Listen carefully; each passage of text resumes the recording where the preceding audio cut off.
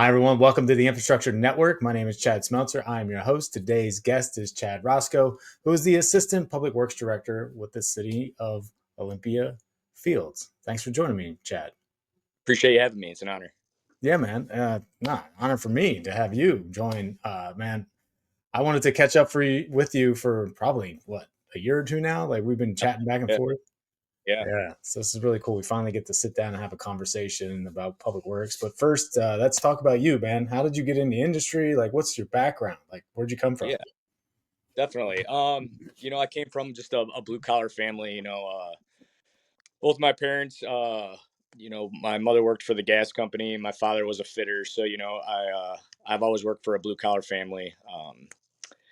Coming out of high school, I played sports in high school. Had a couple opportunities for some college. Really looked in, what was the best opportunity for me.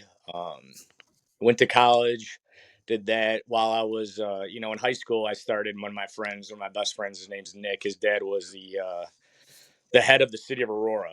Um, so, that kind of started us there. He's like, "Hey, I got a job. We cut grass, doing light landscaping and things like that." I'm like, "Man, that sounds pretty good. We did that." So I did that, throughout college, throughout high school. When it came back home, I got hired full time, started there. It's a big municipality. You got a couple tiers, one, two, three, supervisors, things like that. So looking at it, I was like, I really want to do more. And some of the older guys were like, "You got to be here a lot longer and stuff like that. You run any equipment." So I was like, um, I went to applied for the Village of North Aurora. First day there, I was in a wheel loader. I was like, "This is perfect." Spent a majority of my career there. I learned. I tried to be a sponge, whether it was anything. Uh, Learning anything on equipment, how to run things, the right way to run things, safety aspects, standards on street signs, things like that. I had a really good a foreman that just kind of taught me the ways of the job. What's important for me is he also told we had fun. We had a crew that Right. was we worked with people for so long that I knew what he was going to do before he did it, and vice versa. So whether it was cutting a tree down or plowing snow and how we plowed snow together, it was a great team.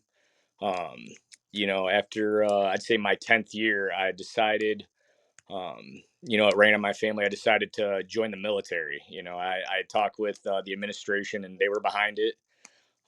So I left for a year for training, came back. My job was still there, under some statutes and things like that. So I started right back up, and I think that's where the more the leadership came into the role. I was like, I think I want to move up higher and things like that. And it just so happened that the foreman became the director, and that there wasn't going to be room for me moving up. So I decided to transition out. I had the full support from staff. It was great. So I took a role at the Village of Western Springs as a supervisor.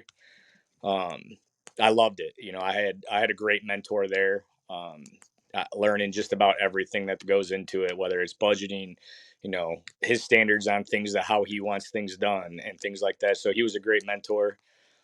Had an opportunity to come to a smaller municipality, and become a assistant public works director, and that's where I'm at. But as everybody knows in this career, it never stops. You never stop learning. But it's been great so far. That's awesome. Yeah, appreciate the in-depth, experience that you've Yeah. gone through. A couple things like, caught my attention right away, and I think it's relevant in the industry, kind of probably now. That maybe not as much now, but we're going to find out. So you mentioned something, being in the city of Aurora was it's a much bigger city Oh yeah. than it's like the third in Illinois these days. But back then, when you were mowing grass and things like that, you said you wanted to learn more. But what was interesting is they wouldn't provide that extra place for you to start learning more, and you had to go look somewhere else. That's wild.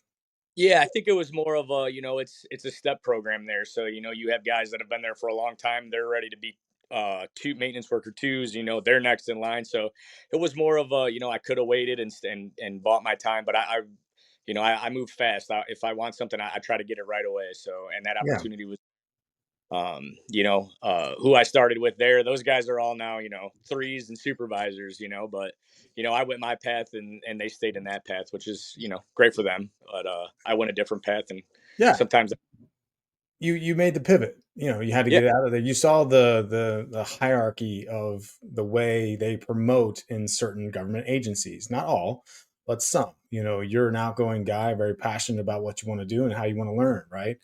And you obviously saw that there was a holdback there to get to where you had to go, and you yeah, immediately pivoted to another city to you yeah, know to learn faster. I mean, that's something we don't provide in public works, in certain public works departments. Not everyone, but some. There's some out there, right? So right. that's kind of seeing Every that.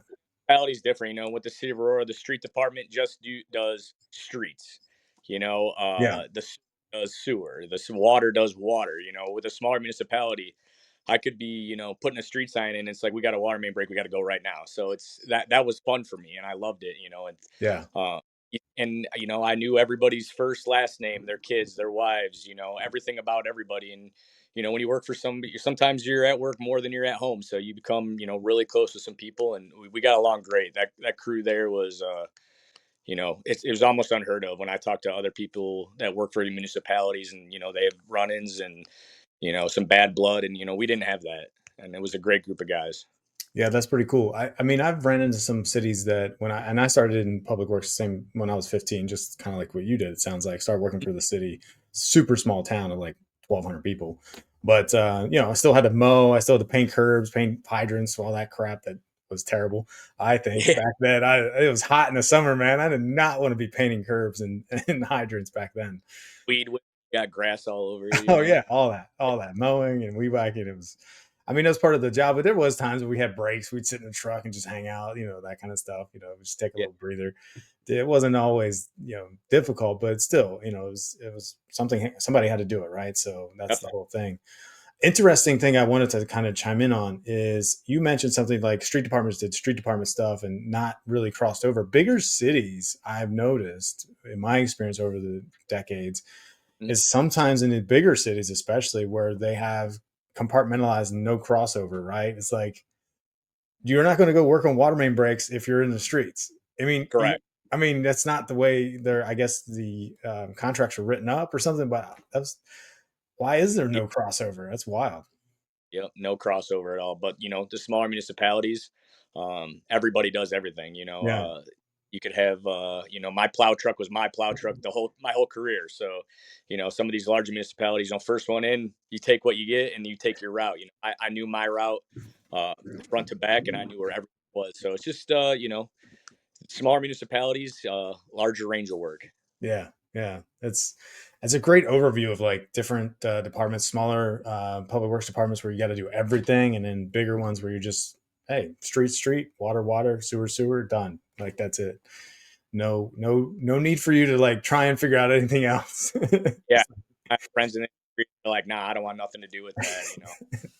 Yeah. Hey, man, that's to each his own. I get it. No, you know, whatever there. I don't even know what I was going to say there, but it doesn't matter, man. That's what you want to do. That's your life. Just do it.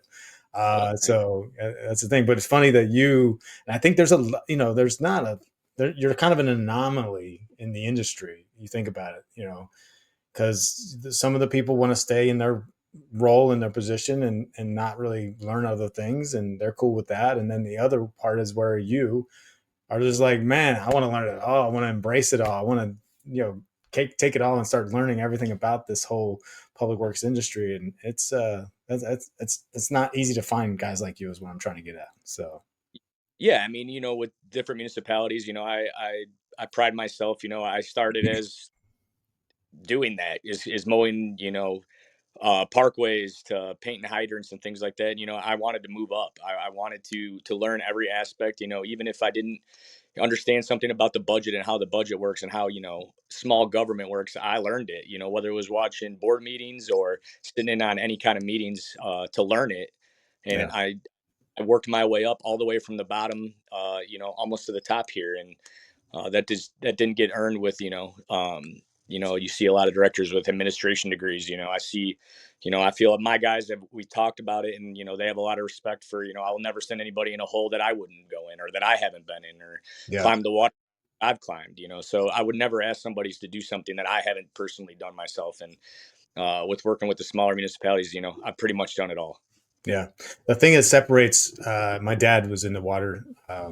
He worked at Charleston Water. He's in the small, we worked in water and wastewater for a long time. Okay. So he used to try and move up. When he got to the higher point of the supervisor or at the higher role to be higher up, he had to get a PE degree, an engineering degree. And he's like, I can do more math and calculations faster than any of these engineers could. And I was like, Dad, really? He's like, yeah. Like he used to do the math and stuff. He's like, show me all the calculations he could do. And I'm like, holy crap, man, you like Yeah. know your stuff. And it's surprising how a degree is utilized to be in a manager position at a higher level in some of these cities where someone else could probably fit those shoes, understand all aspects of from the bottom up, all the experiences, can relate more, could coach better. The field guys, the guys in the, it would be more like a team effort because they've all experienced the same kind of stuff, and then you got to have a PE degree. Well, you never even did water main breaks at nighttime and 2 a.m. You never went out and plowed snow at 3 in the morning. You never went out and filled potholes in the afternoon when 60-mile-an-hour traffic is driving by you on the road, whatever, right? It's all this crazy stuff that we got to go through in public works. Yep. But Yep. And yeah, it's all kind of about, went on my rant. Go ahead. and you can, build your own brand and what you're saying, and how you can back up what things you want, what things you need, to the board. And I think that's gone a long ways. If I need something specific, it's because I know that I need that specific tool, not because I told you I do. Yeah, Um, so things like that, I think, goes a long way. It's just every municipality is different. I'm not taking anything away from anybody that has their master's degrees or anything like that. I'm just, yeah, telling my story, and how that goes with me. yeah. Well, I get it. The budgeting, finance stuff, people can learn. If they really want to learn, like you want to learn, you can learn it. That's not Absolutely. rocket science, man. It really is. But that field experience, that institutional knowledge that you have, is what's key to make the culture within a department what it needs to be. And that's great that you've been moving up, and that's what we need in some other departments. This I've talked to many directors over the years, and there's still a culture issue in some of these cities, public works departments and stuff like that. So hopefully we're over that hump maybe, and we're progressing better as far Yeah. as taking care of our people. You look, 15 years ago, it seemed like you needed to know somebody in public works to get in public works, and you had a city job, and you'd people like, oh man, that's, how'd you get in? How did you do that? And now you can go onto a website, and there's hundreds out there. So, Yeah, if want to move up, those opportunities are there for them. And some people don't want to, like you said, some people, hey, I'm a maintenance worker 3. I like doing it. This is what I like. I'll come home. I come to work, do my job, and I go home. With being an assistant director, I'm on call 24/7, 365. Vacations, not vacations, sick child, doesn't matter. So I'm always yeah. there to answer the. I literally did a post on LinkedIn this morning about what the struggles are for public works directors. What, like, I get budgets is one thing, workforce, labor shortages, red tape, procurement, like all these things kind of go on. What are some of your insights on like some of your challenges these days?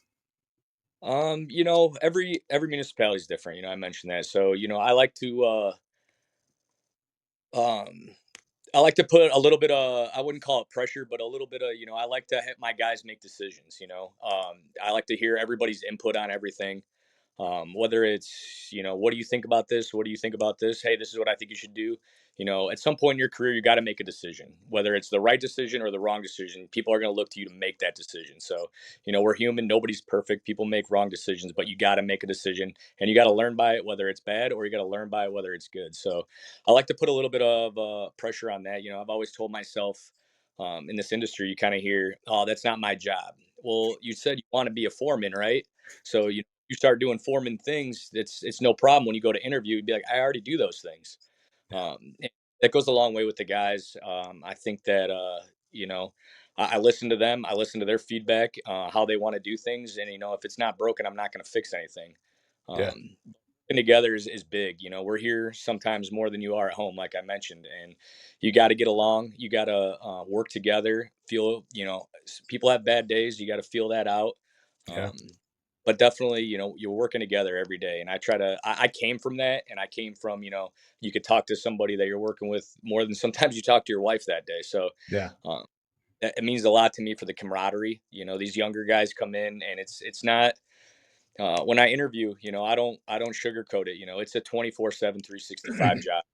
I've missed birthdays, I've missed Christmases, I've missed holidays. So, I've put in my job first. And, I think that's what's, trusted me with other directors or, when I was a younger maintenance worker and things like that, I was always in. Um, I've always put the community I work for first. Even if I don't live in that community, I take it as, this is my community. I'm going to take care of my residents, even the small things with, you see an elderly woman trying to get into her house, I'll stop the car, I'll help her out. And just let her public works. And, with a small community, word gets around and, the farther you go, it gets around to the residents. Yeah, that's passion, man. There's no difference from what you just said versus fire department and EMS. And I was a volunteer firefighter for so long, and that's why I love public works too, because it is that camaraderie that you said. It's families getting together. It's just you guys are operators. You're working as a team every day, 24/7, like you say. There's no difference from a first responder, in a fire department or police department to where you guys are in public works. You guys are just as valuable, I think. You're not saving lives, I get it, but kind of you are. Look, people don't have water. Think about it. That's a huge problem, right? People don't It, have I've toilets. seen That's a huge problem. it happen. I learned that from a mentor of mine is, I talk with we do a flushing program and we communicate with the fire department and if I got a hydrant out, I need to make sure that the fire department knows that hydrant is not in service. Whether we're putting a black bag over it and putting it not in service, and we're going to do everything we can to get that up and running. That week. Yeah. So it was just communicating with them on every aspect. What hydrants do they like? What nozzles are they using? So I need to make sure that I have that out in the field so they're ready to go, and they're not going from this hydrant that's broken. I've seen it happen where they fires have happened. Oh, the hydrant didn't work. The hydrant worked. The hydrant they went to didn't work. So, if you mitigate those, you got to talk to your fire chiefs and make sure that you guys are on the same page. As far as dealing with police, I feel like the help from the police is big. If I'm on a busy road, I'm not. If you see lights going behind you, it's a safety thing, and it feels so much better when you have those lights going because people actually slow down. Yeah. They sound a little bit more for the red and blue than they do for the yellow. So No I'll doubt. definitely, and they've always helped out in those situations. It's been great. Well, hopefully some futuristic day we'll have red and blue lights on the public works trucks maybe someday. It's Who knows, right? now green now a little bit, so that seems to help a little bit. We're So getting green. All right. Oh, that's just step up. That's good. yeah.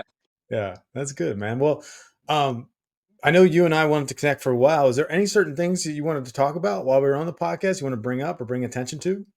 Um, I think I don't know if the younger generation listen to podcasts. I mean, I've listened to pretty Oh much yeah. every episode I had on. I like to I've made this a career. You hear some people, you're not gonna make this, you're not gonna be rich doing this job, right? But you're gonna make a difference. I think that's super important. You've touched base on the lead lines. That's a big thing going on right now. I think that's Yeah. super important. And just failing infrastructure. The failing infrastructure. I was with the crew. You almost had two water main breaks a week. That'll take a toll on somebody. And having the funds to come up with that. Sometimes these water mains, they're under a street, they're under about 8 inches of concrete. That takes time, that takes money. So Yeah. definitely, and what you can do for I and sewer, saving your money there, doing everything right. And the standards aren't just with public works, with the EPA or your water reclamation district and things you have to do. I mean, it goes a long way. A lot of people don't understand, what goes into the day uh, in public works, but I'll tell you what, it's never a dull moment. Hey man, that's why we do these podcasts. The day in the Yeah. life of a public works, operator, I think, is probably the best way to describe it because you're operating in so many different fields, especially in a smaller town like you kind of talked about. you're doing water one day, putting out fires, sewer, whatever, the other day, and plowing the next day. You know, you just never know here in Illinois, especially. Oh, yeah. So, Yeah, it's been really cold here. I've talked to some friends in other municipalities, and they're like, "We can't catch a break." I think they had 7 water main breaks in 2 days. So I hmm, mean, shout out to the public works guys for making sure you have water in the morning to shower. no doubt, man. Yeah, Like I said, it's a first responder thing. Can you imagine if we didn't have how the mayor would respond to? And I'm not trying to go down a political road here, but I'm just saying, like, how many people start complaining if they didn't have water out coming out of their spouts and they're paying for it? Wow. 100%. And I just think people are like, "Public works, what do you guys do?" It's like, did you brush your teeth this morning? Did you take a think Yeah, of public? yeah, it's all public works, man. That's for sure. Um, what are some of the things that you've been working on since you've been in Olympia Fields? Um, Catching up on the lead line inventory, Okay. making sure all the standards with the EPA, making sure we're doing everything right. Um, Definitely, we have a lot of lift stations here, so we're making sure that those are all run right. Sometimes um, we talk about technology kind of coming into play and using SCADA and things like that. We still check our lift stations every day, make sure everyone is working manually. Um, but the SCADA is something I'd like to budget for and see if we can't make our job a little easier with the technology that's coming out. Whether it's getting an alarm at 2 a.m. saying and telling me what's wrong with it, whether than finding out 7 o'clock the next morning. Yeah. Make our job a lot easier. Simply, technology's coming out. I'd love to utilize it. Yeah, I think there's we're in that pivotal moment of tech, and I love tech because I'm in tech, but Yeah, we're in that pivotal moment right now where there's a lot of misinformation, misleading stuff. So you're not really sure, and are your guys really going to like it or use it? I've listened field guys working out in public works for especially so long. They're just like they try and use something and it's got 50 clicks to get to something, and I'm like, that's not technology. Technology should not be 50 clicks to get to the result you want, right? It should be like right. one or two. Yeah, Uh, that with the generations turn a little bit. The guys getting ready to retire are like, I'm not using that. And then you got the younger guys like, why would you do this when I could just look it up on my phone? yeah, So it's just a little turning point, and eventually it's just going to be the standard is the technology. So it's on its way. It'll be here before you know it. yeah, that's for sure. AI is changing the game right now. It's pushing everyone super, like at least in my world, it's Yeah, pushing fast, man. Because you're going to see SCADA systems will probably be totally different yeah, than in the next 5 years than they are now. That's for sure. When you finally do get one, it could be you might not even get a SCADA system. It might be called something completely different, like a right. full asset Yeah, management system. Like who knows, right? and So it works, right? It's a peace of mind. yeah, I can go on and I can check. How long a pump's been running. I can check the towers, make sure that there's water in them. It's a peace of mind for me. So definitely yeah. on the way up. Yeah, it's cool. Well, look, man, I totally appreciate your time here today, Chad, and giving us a perspective on what it's like in your world moving up from the as a college, high school student, the whole way to now an assistant director. That's really cool, man, and just giving some guidance. I'd love to start connecting you to maybe some young, not entrepreneurs, but not young perspectives in the public workspace sometime and have some conversations. I mean, that's good conversation just to have like on a podcast with you and interaction with some young guys in the field, just to kind of give perspective to the young professionals that are out there looking for opportunities, what it's like to be in public work. So I'd Absolutely, love to slap that together someday. absolutely. Um, And networking is everything right now. yeah, Talking with you or an engineer or other public works employees. Hey, what's working? What's not working? Hey, we got this. This is great. Try this. It's all about networking, communication with everybody. We're all in this together. We all have the same problems, and we all have the same success. So definitely yeah, networking. that's for sure. That's the infrastructure network. Thanks for the shout out. Appreciate that. So yeah, no. Anything else? How people can get a hold of you, man? Like anything else you want to talk about before we wrap up? Um, you know, uh, the village website has my email on it.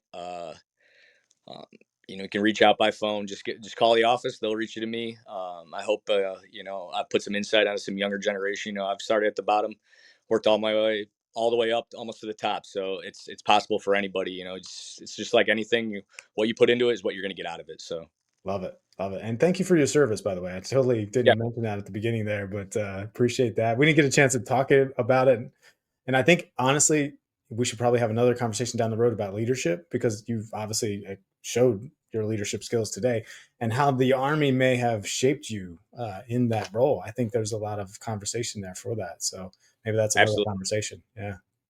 absolutely, definitely hire veterans. Yeah. Let's talk Definitely about hire. it. That's a whole nother podcast, bro. Oh yeah, oh yeah.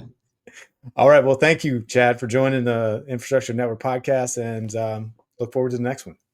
I appreciate your time. Thanks for listening to the latest episode of the Infrastructure Network.